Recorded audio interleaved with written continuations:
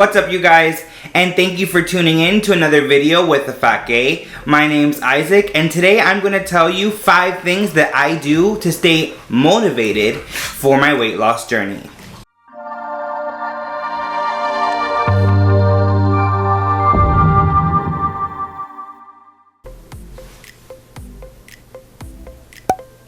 Get down. Get down. Number 1. Track your food. Now, when I say track your food, I'm not just saying, okay, let me see what I have. I had a piece of steak today. I had some rice. No. Okay, anybody can do that, and we can kind of guesstimate what we're putting into our body and load it into an app like MyFitnessPal or Lose It, which are all great options. However, it's really important for you to kind of understand a framework of what it is you're trying to do throughout the day. Okay, now I'm not talking about saying, okay, today I want to eat healthy. That's not what I mean when I say a framework. I'm talking about, what are you monitoring? What is your goal? Are you trying to stay within a certain amount of calories? Are you trying to stay within a certain amount of carbohydrates, fat, whatever it is that you're doing? And I'm not a fitness specialist or a nutritionist, obviously, or a dietitian. Okay, so I'm not really here to tell you what is the best way for you to go about losing weight or getting healthy. What I'm really trying to say is find a program or find a way of doing things that works for you and track it and be honest about it. You know, if you had something that you really shouldn't have had or that you didn't want to have, put that in your tracker for the day and use that to really modify the framework of what you're doing for the rest of the day. A lot of times people have this idea like, oh, I slipped up today, might as well make it, all out and make it even worse. And really, that's just hurting yourself. So for that one, I'm really gonna emphasize for you to focus on weighing your food. How much are you eating? How much are you putting into your body? And make sure that you're being accurate, because if you're not, you're really just cheating yourself. And I know, because I'm guilty of it many times. Okay, say that you ate something within a smaller portion than you actually did. You're not hurting anybody else but yourself. And trust me, I know, because I've done it. But like, I'm pretty sure I had 2 cups of quinoa. Just an example. I'm gonna put half a cup of quinoa because that's gonna fit into my macros. That's not how it works, and really not gonna help anybody at all. If you're using a fitness tracker right now or a nutritional tracker that you think works best for you, list it in the comment section below so that we can have a conversation and maybe get some ideas of different programs or different softwares or applications that really work. Number 2, remove your trigger foods. And this is one that's probably the most important for me personally, because I have a couple of things that I should really stay away from, and it's because I'm like an addict, and when I have a little bit of it, all sense of rationality just goes out the window, and it's not pretty. One of those things being bread, another one being crackers, which is kind of weird, but you give me some Cuban crackers, some café con leche and mantequilla, and I'm like, fat boy in me is really happy, so I gotta put those things away. Now, eventually, yes, you can work things back into your diet in moderation in order for you to feel, like you're not depriving yourself. But I'm talking about initially, when you're first getting started, it's really important for you to try and avoid things that you know are going to trigger you and are going to set you into really bad habits. Trust me, I've done it more than I care to admit, and I would definitely recommend for you to just try and keep those trigger foods away, especially at the beginning when you're first getting started. Number 3, meal prep. Now, it's not that I'm saying like you need to dedicate one Sunday every week and get your beautiful Tupperwares and line them up with all this fantastic food, take a picture, make sure it's Instagram appropriate. It's not what I'm saying. I'm talking about finding something that works for you. And I think, especially for me as a Latino, my mom has programmed me since I was a kid, que hay comida en la casa. But of course, as I moved out and got on my own, I definitely was like, I'm going to stop here and grab food, or I'm going to go to this restaurant, or I'm going to get Uber Eats or DoorDash, or whatever the case may be. But it's what makes things harder. If you haven't prepared and decided what you're going to eat ahead of time, you're really kind of setting yourself up for failure, because 9 times out of 10, the options that are going to be out in the street or out in la calle, like mommy used to say, those are going to be really harder decisions for you because there's going to be a lot of temptations and a lot of unhealthy options.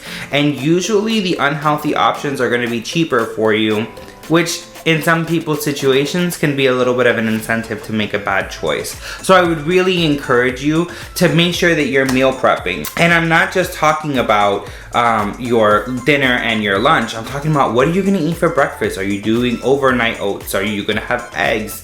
Are you gonna make yourself a breakfast burrito with a spinach wrap with hot sauce and feta cheese and avocado? No, I haven't been eating that like 5 times a week. But you know, that works for me, okay? Set yourself up with a program with foods that fit into the goal of what you're trying to do and stay consistent, because that's something that what I've been doing, and I really find that it works for me, and it really makes the process a lot easier. Number 4, set up a weigh schedule that works for you. Now, when I say weigh schedule, yes, I'm talking about the scale. And if you're anything like me, I like to weigh myself like 1,000 times a day. And it's the worst thing that I can do, because you get discouraged and then you get frustrated, especially if you're trying to weigh yourself every day. I would highly suggest it. No. I would highly discourage you from doing it, okay? See, it's the inner demon inside of me that's like, oh, weigh yourself.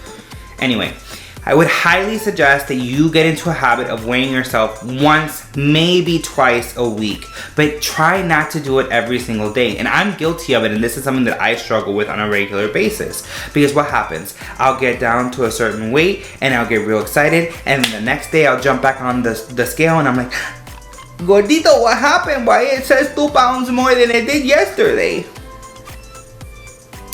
It's normal. Losing weight is not going to happen overnight, and really that shouldn't be the main focus. What the main focus should be is trying to get healthier and trying to feel better. And as you do that, and as you stick to a plan, the weight is going to come off, and that's what's important. And that's a lesson and something that I'm really struggling with right now myself. So I'm not saying it as like, oh, I've mastered this technique. No, what I'm saying is that it's really gonna help you kind of come to terms and really just go with the process and make things easier. Number 5, and that is understanding that motivation kind of doesn't exist. Now, I'm not saying that something can't happen to jumpstart you into a mode, but I really do think that people have this obsessed idea with, oh, I need to feel motivated, and I am one of those people. But motivation isn't something that just strikes you once and then fuels you for your entire journey. It's not one big choice that you're making. I'm gonna get healthy, it's time for me to go to the gym.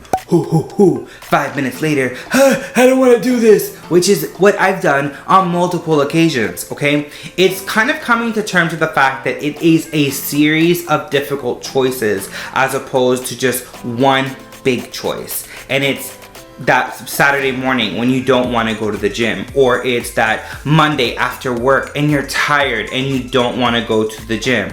It's that Tuesday on your way home and you really just want to grab a caramel macchiato from Starbucks and also have a croissant and a chocolate chip cookie. Now, that was oddly specific, which is weird because that's actually not something that I would get together. But anyway, if you have those situations where you're like, I don't feel motivated, it's kind of just coming to terms with the fact that it's always going to be difficult. It's not just going to become easy for you. And that was one of the really hard things for me that I dealt with, and that has kind of made my journey so wishy-washy over the years, is because I've kind of just waited for things to be easy, and that's never really been the case. So I would highly suggest for you to just kind of wash away that mentality and remember that it's hard and it's going to be hard, and that's part of the process. And that sometimes you're gonna slip up, and sometimes you're gonna treat yourself with something a little bit different, and that's fine. But that doesn't mean that you need to throw out the entire journey out the window. Bueno, I'm just gonna give up and order all my favorite fat boy foods. Trust me, I've been there, I've done that many times. No, you had something you maybe shouldn't have had? Fine, keep going. Now it's time for you to cut somewhere else, or maybe put in an extra session at the gym, or take your dog for a walk. Yes, I had to kick him out of this room because he doesn't know how to act when the camera is on. He'll get there, we'll get there. But long story short is find something that works for you, understand that it's not gonna happen overnight, and stop being so hard on yourself, especially when you're looking for something to motivate you. Because in reality, it's always going to be difficult. You just have to push through it. And that's the biggest and most important thing that I can say to you, because it's something I struggle with every single day. And it's that realization that it's not just gonna happen overnight. It's something you have to push through. Alright you guys, that's it for today's video. I really just wanted to kind of get on here, talk about some things that maybe can help you, and I know that have helped me. If you have other ways or other things that you do to keep yourself motivated or inspired, or to just get through those hard moments, do me a favor and put it into the comments below. I would love to hear any suggestions. As you know, I'm still very much at the beginning of my journey, and if you have something that works for you, I would love to hear it. As always, please, please, please take a moment, hit that subscribe button at the bottom, like, leave a comment, and if you're feeling generous, even give it a share. I post videos on Mondays, and maybe I'll even start posting videos on Thursdays. We're working up to it, so hopefully in the next couple of weeks we can move into 2 videos a week instead of just 1. Thank you so much, you guys, and I appreciate your support.